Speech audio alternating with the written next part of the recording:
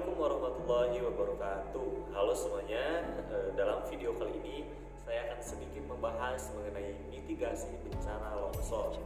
Nah, khususnya di daerah Kampung Tipar 1, RT 08, Desa Kertajaya, Kecamatan Simpenan, Kabupaten Sukabumi. Pada dasarnya, kampung atau daerah wilayah Kampung Tipar 1 ini merupakan daerah yang mempunyai dataran tinggi dari letak geografis yang ada. Nah, pada dasarnya potensi bencana yang selalu timbul setiap waktu, setiap pekan apabila turunnya hujan deras selalu ada bencana untuk longsor yang terjadi di daerah ini. Nah, apabila adanya suatu bencana di daerah tersebut, tentunya pasti masyarakat ataupun pemuda yang ada di suatu daerah akan mempunyai rasa untuk istilahnya menanggulangi bencana tersebut dengan sedemikian rupa. Tentunya khusus di Kampung Tipar ini ada gerakan pemuda untuk tanggap bencana dalam menyelesaikan bencana khususnya longsor di daerah ini. Ada komunitas yang namanya Gertana, yaitu gerakan remaja tanggap bencana.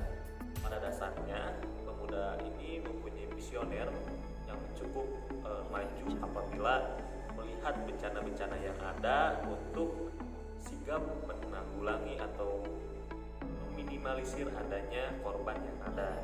Nah, pada dasarnya teman-teman harus mengetahui apa saja sih yang harus kita lakukan ataupun tidak dilakukan apabila adanya suatu bencana longsor. Yang pertama, teman-teman harus mengetahui gejala-gejala longsor itu seperti apa. Pertama itu ada yang namanya muncul retakan tanah di sekitar rumah. Itu perlu teman-teman perhatikan apabila adanya retakan rumah dan itu merupakan gejala dari longsor. Yang kedua, adanya muncul mata air di sekitar lereng-lereng. Apabila ada muncul mata air di sekitar lereng-lereng. Yang ketiga, waspadai daerah sekitar saat hujan deras. Nah, apabila hujan deras, teman-teman harus memperhatikan daerah sekitar itu seperti apa. Selanjutnya, yang tidak boleh dilakukan apabila ingin adanya tidak longsor.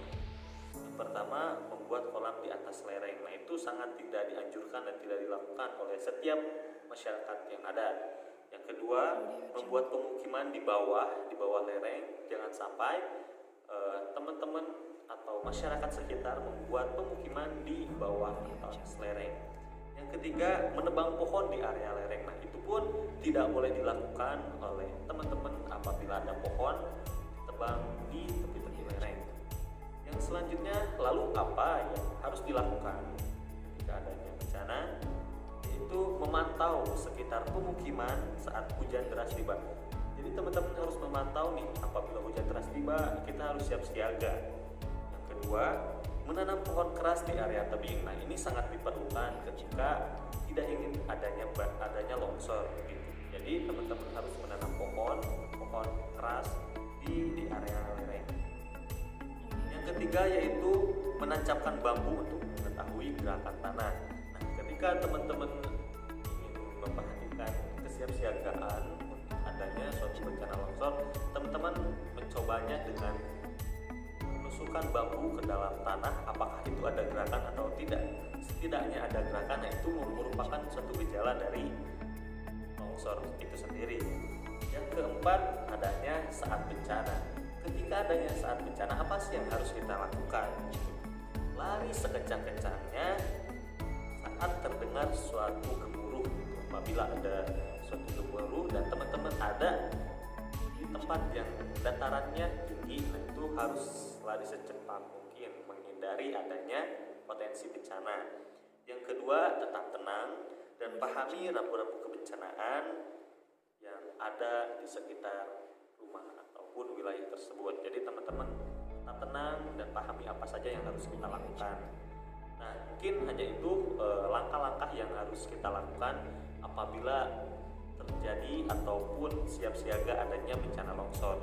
Mengetahui gejala-gejala longsor dan apa apa yang tidak boleh dilakukan, dan lalu apa yang harus dilakukan, dan saat bencana ini apa yang harus kita lakukan.